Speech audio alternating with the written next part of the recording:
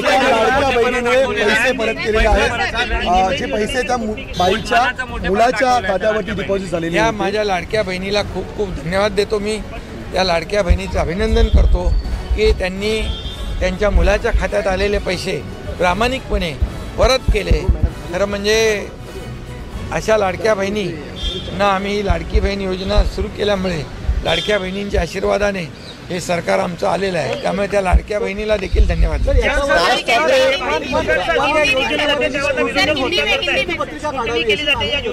यामध्ये ऐका विरोधकांना टीका करण्याशिवाय दुसरं काम आहे का? लाडकी बहीण योजना जेव्हा सुरू करत होतो तेव्हाही टीका केली, पैसे मिळणार नाहीत, फक्त हे चुनावी जुमला आहे. अरे 5 इन्स्टॉलमेंट दिले, 6वा इन्स्टॉलमेंट पण आमचा दिला. आता याच्यामध्ये कोर्टात गेले बंद पाडण्यासाठी, कोर्टाने त्यांना फटकारलं, बरोबर. आता सुरुवातीपासून विरोध करतायत आणि म्हणून मी सांगितलं होतं माझ्या लाडक्या बहिणींना, या सावत्र आणि दुष्ट भावांना त्यांची जागा दाखवा. आणि त्यांची जागा त्यांना दाखवली. ते विरोधक चारी मुंड्याचीच झाले आणि आता परत म्हणतात की याची. एवढंच मी आपल्याला सांगतो, पात्र लाडकी बहीण या योजनेपासून वंचित राहणार नाही, बिलकुल राहणार नाही. हा पूर्णपणे त्या लाडक्या बहिणींना मी शब्द देऊ इच्छितो. जो हमारे आदरणीय प्रधानमंत्री नरेंद्र मोदी जी का जो विजन है, देश को आगे बढ़ाने का, देश को विकसित करने का, विकसित भारत 2047, और इसलिए ये हमारे महाराष्ट्र की भी प्रगति होनी चाहिए. इसलिए हमारे मुख्यमंत्री महोदय जी देवेंद्र जी के अध्यक्षता में आज बैठक हुई है.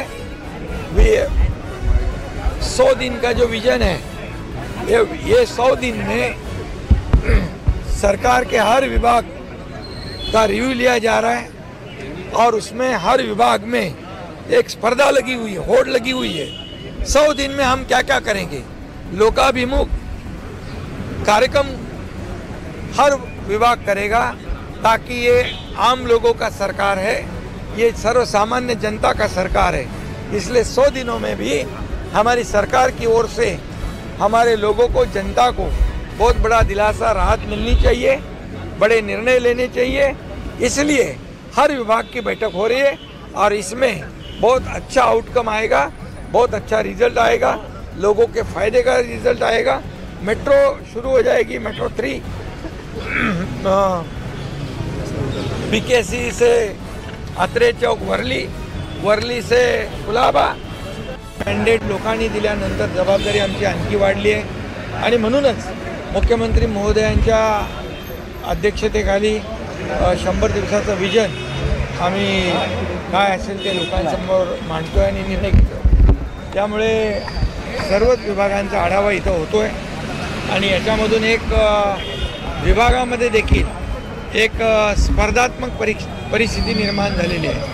सगळ्यांना वाटतं की 100 दिवसात आम्ही काही ना काय लोकांसाठी केलं पाहिजे आणि म्हणून नगरविकास विभागाची देखील आज होती, गृहनिर्माण विभाग होता, MMRDA होती, महिला बालकल्याण होता आणि असे सर्वच विभाग होते. तर नगरविकासच्या माध्यमातून देखील जे शहरांचे DP पेंडिंग आहेत ते डेव्हलपमेंट प्लॅन ते तात्काळ निर्णय घेण्याचा त्याच्यामध्ये चर्चा झाली. MMRDAच्या माध्यमातून देखील ठाणे बोरिवली जो टनेल होतो आहे त्याला देखील लवकर मार्गी लावण्याचा निर्णय झाला. याचबरोबर मुंबईकडे पॉट टॅक्सी जी आहे ड्रायव्हरलेस त्याच्यावर देखील चर्चा झाली आणि मुंबई ईस्टर्न एक्सप्रेस हायवे जो आहे त्याच्यावरची वाहतूक कोंडी कमी कशी करता येईल आणि त्यासाठी काय उपाययोजना केल्या पाहिजे यावर देखील चर्चा झाली. आणि एकंदरीत संपूर्ण विभागांच्या माध्यमातून काल आपण पाहिलं की परवडणारी घरं, परवडणाऱ्या भाड्याची घरं, सिनियर सिटीजनसाठी घरं, वर्किंग महिलांसाठी घरं, काम करणाऱ्या महिला ज्या वर्किंग विमन आहेत त्यांच्यासाठी विद्यार्थ्यांसाठी, गिरणी कामगारांसाठी, असे पोलिसांसाठी, अशा सगळ्याच याच्यावर चर्चा आपण या ठिकाणी करतोय. आणि